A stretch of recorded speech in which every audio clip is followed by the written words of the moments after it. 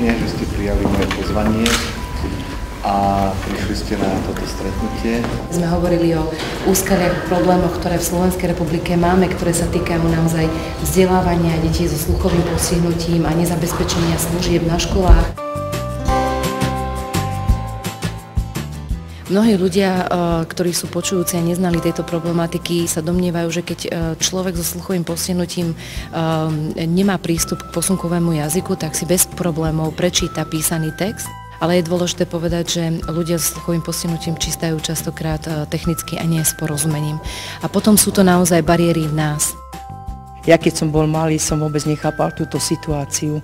Keď bolo rodinné stretnutie, vždycky všetci boli počujúci, všetci tam rozprávali, pozerala som sa im na ústa a som im nerozumel, o čom hovoria. Oni si hovorili možno, že vtipy, smiali sa a ja som sa tiež síce smial, jak taká malá opička, ale ja nerozumel som, čo oni hovoria. Nepočujúci majú dve bariéry, hlavne dve. To je informačná a komunikačná. Ak sa majú počujúci priblížiť k nepočujúcim a nepočujúci komunikujú posunkový jazyk, tak potom mám iba jeden odkaz. Naučte sa posunky, aby sme si navzájom rozumeli. Ja, nápad!